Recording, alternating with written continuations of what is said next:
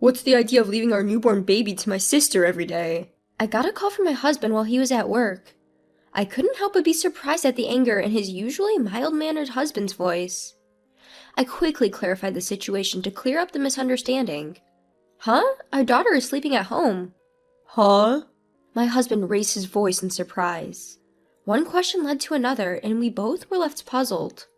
I'll ask my sister-in-law for the truth. I decided to contact my sister-in-law, and a shocking truth was revealed. My name is Linda. I've been married for 3 years to my husband, Bob, who is 1 year older. We were recently blessed with our first child. Our daughter's name is Hannah. Hannah is so adorable, but I'm having a tough time as a first-time mom. Since my parents live far away, I didn't have the option of returning home for childbirth. So, since I was discharged from the hospital, I've been a one-woman show during the day. It wouldn't be an exaggeration to say that I've managed to get by thanks to Bob, who is very attentive to Hannah. Even when he's tired from work, he never complains, whether Hannah is having trouble falling asleep or waking up crying in the middle of the night. I think the fact that Bob is such a mild-mannered person allows me to deal with Hannah with hardly any stress. I was truly grateful for his presence. So, I was taken aback by this sudden call from him, and especially by the anger in his voice. Linda, I just got a call from Mom. What the heck is going on? Huh? Your mom? What do you mean?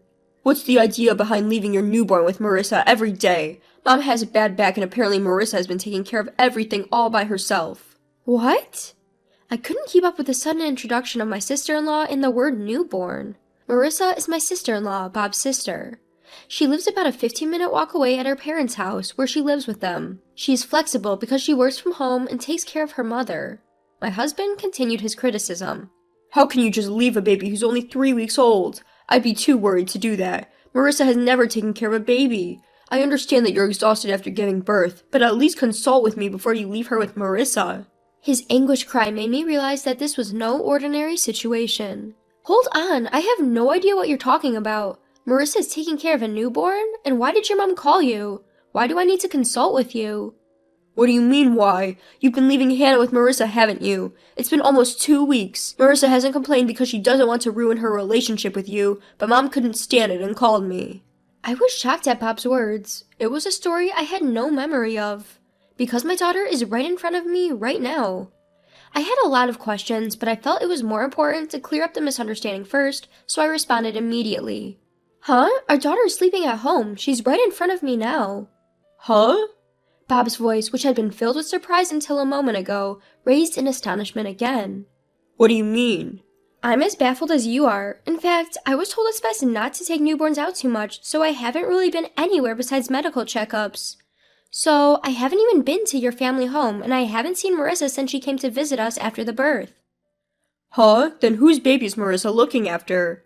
I wish I knew. Why would Marissa lie about taking care of my baby? One question just seemed to lead to another. As we both scratched our heads, the chime announcing the end of the lunch break rang over the phone. When I heard the chime, I made a decision. I'm going to reach out to Marissa. I want to understand why she might lie. If she's mistaken and thinks she's taking care of her Hannah, that's a real problem. I'll call Mom too, and, Bob paused before apologizing. Sorry for doubting you. I was just so worried about Hannah. It's okay, you are worried for Hannah, right? Besides, when I told you she's right here, you didn't question it, you believed me. After ending the call, I immediately dialed my sister-in-law's number. Marissa, it's been a while. Do you have a minute? There's something I want to ask. Linda, I have something to say too. Bob and Marissa are close in age. That's why Marissa, despite my sister-in-law, is the same age as me. Marissa and I have always gotten along well since I was dating Bob. We even used to go out together. So, I couldn't help but wonder why she hadn't mentioned anything about the situation to me. I couldn't understand why she would lie like that. Well, this is a good time. I just heard from Bob, Marissa. What do you mean you're looking after Hannah? I've never left Hannah with anyone. Huh? Following Marissa's surprised voice, I could hear a baby crying. Apparently, she is indeed caring for a baby. Listening to Marissa's voice, I had a hunch. Marissa wasn't lying. She truly believed she was caring for Hannah. To clear up Marissa's misunderstanding, I started to explain the situation. Hannah's right here with me, sleeping soundly. I really don't understand what's going on, but how did you end up with a baby, Marissa? And why did you think the baby was Hannah? Marissa responded to my question. Last week, Dad just dropped a baby off with me. He said Linda seems to be having a tough time on her own, so you should help her with her baby. My father-in-law? I couldn't help but raise my voice at this astonishing revelation. Then Marissa dropped another bombshell. Yeah, I was so scared because I've never cared for a baby. I hadn't heard anything from you, Linda, and when I thought about calling you, Dad said, if you call Linda, she'll just get worked up. Don't you have any consideration for your sister-in-law? I also have a job to do even when I'm home. It seemed that all of this started with my father-in-law's lie, but it wasn't clear who the child my sister-in-law was caring for was. I thought asking my father-in-law would clear things up, so I asked Marissa if he was home. However, it seems he's out right now. Lately, he comes back home in the late evening, picks up the child she's been looking after, saying he's going to return her to Linda, and then leaves again. And apparently, he comes back in about 20 to 30 minutes. Frustrated that my father-in-law was using me and my daughter to lie, I felt like confronting him directly. I get it, I'll need to talk with Bob, but we might come over tonight, I said and hung up the phone. I emailed my husband about what I heard from his sister. I think it's better to ask Dad directly, was the reply, so when Bob got home, we headed over to my in-laws. On the way, Bob shared the conversation he had with his mother. Mom was pretty upset too. To find out that the child she thought was her grandchild wasn't, that's a big shock, ain't it? I didn't think Hannah's first meeting with everyone would be like this. It's complicated. His mother had a bad back, so she hasn't met our daughter yet. I was hoping to introduce Hannah as soon as she was ready to go out after a month. But instead, I'm upset that we're having to introduce her during such a mess. When we arrived at my in-laws, my mother-in-law and sister-in-law were there, both looking bewildered. As we came in, Marissa opened her mouth. Bob, Linda, Dad said he was going to return the child we've been looking after, but he hasn't come back yet. I understand.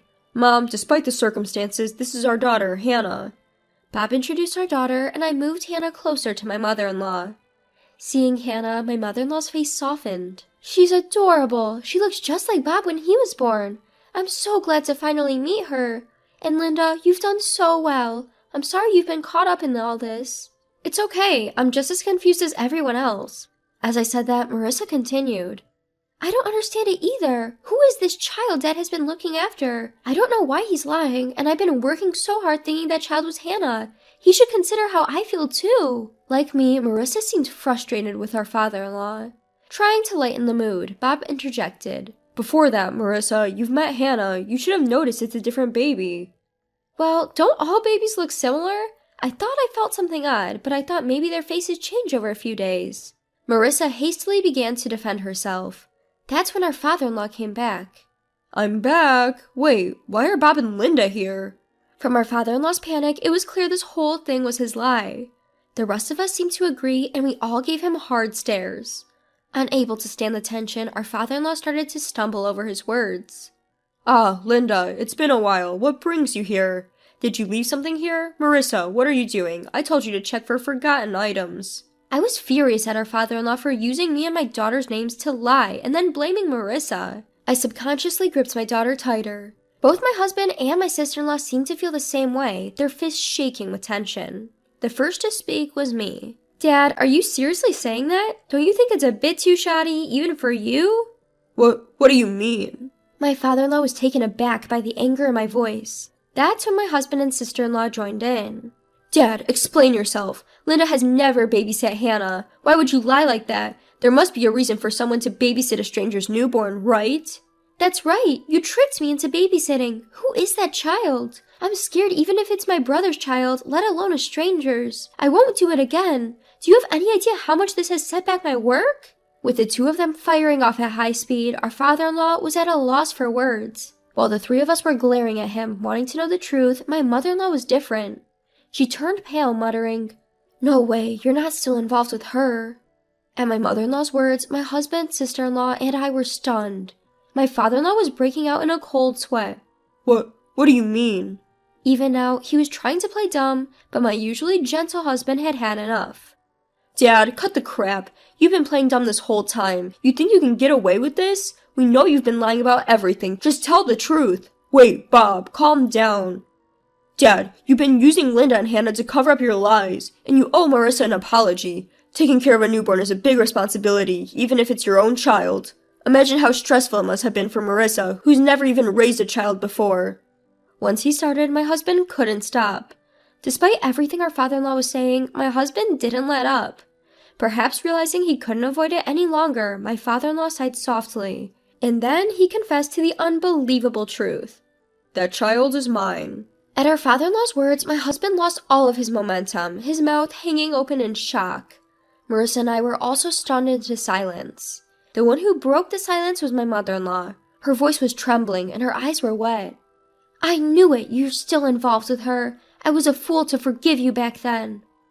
Back then? My husband asked, confused. In response to his question, our father-in-law's face turned even paler. Ignoring him, my mother-in-law started explaining. He had an affair. It was around the time you two were getting married, so about 3 years ago? He promised me he would never do it again, so I forgave him. But now, that's why I thought Hannah looked a bit like Bob. She's his blood after all. I thought she was my real grandchild. Unable to hold back any longer, my mother-in-law started to cry. Seeing her like this, I could feel my anger towards my father-in-law rising. My husband regained his momentum and started to lash out at our father-in-law. You're the worst, Dad. You didn't just lie to us, you betrayed Mom twice. How could you do such a thing? I can't believe that a person like you is our father. Bob's shout was followed by Marissa. What do you mean by my child? Are you kidding me? You had a child with your mistress and left it with me? I can't believe it. How can you calmly do such a thing? It's too disgusting. I don't want to see your face ever again. Despite the harsh words from his own children, father-in-law just chuckled and said, Calm down. There's nothing we can do about what's already happened. The mistress didn't want to marry me or anything like that. She just didn't have any money, so she had to work. In the meantime, I had to take care of the child. I couldn't bear the sight of my father-in-law laughing and saying these words. Stop it, you worthless man. What you did isn't a laughing matter. A person has been born. Do you understand the gravity of that at your age? When I, who had been silent all along, raised my voice, my father-in-law seemed to lose his footing and fell on his rear end right there, but no one offered to help. Instead, Bob and Marissa started hurling insults. You shitty old man, you're no longer our father. I can't stand you physically. I don't want to see your face ever again. Even when confronted by their words, my father-in-law still tried to brush it off, saying, Don't say things like that. Seeing this, my mother-in-law sighed dramatically and glared at my father-in-law. I don't have the confidence to keep up with someone like you anymore. Let's get divorced. Wait, didn't you forgive me last time? My father-in-law's artificial smile faded and his face sagged with wrinkles. The careless demeanor from earlier disappeared and he suddenly became serious. Sure, I made a mistake by cheating, but if letting off steam outside makes our home peaceful, isn't that a good thing? Besides, how are you going to survive without me? You've always been a housewife. You probably don't have any money, right? As my father-in-law clung to my mother-in-law's feet and said this, I watched him with cold eyes. When I glanced over, my husband and sister-in-law were also giving my father-in-law the same look. Everyone in the room was fed up with my father-in-law.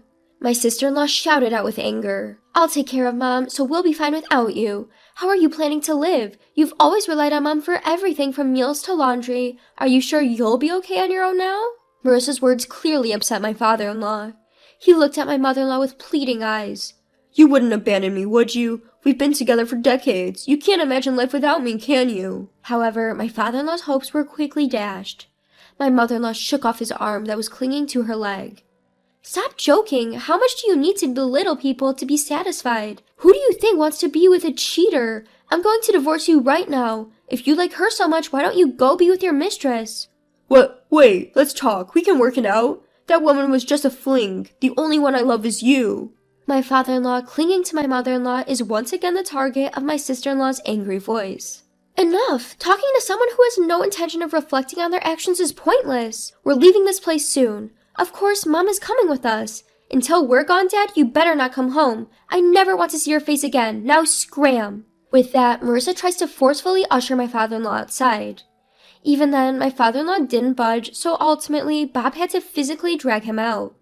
Please wait. Give me another chance. Just one more. My father-in-law was shouting this until the end, but no one paid any attention. Afterwards, as Marissa had predicted, my father-in-law's life became a mess, unable to do even basic chores.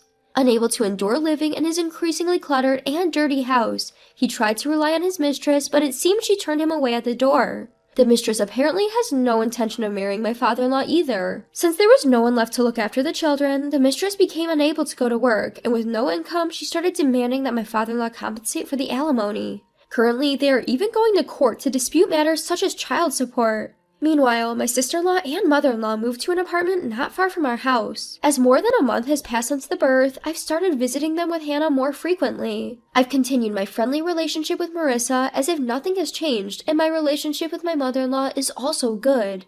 From now on, I plan to do my best to raise my daughter with the help of my husband, my sister-in-law, and my mother-in-law.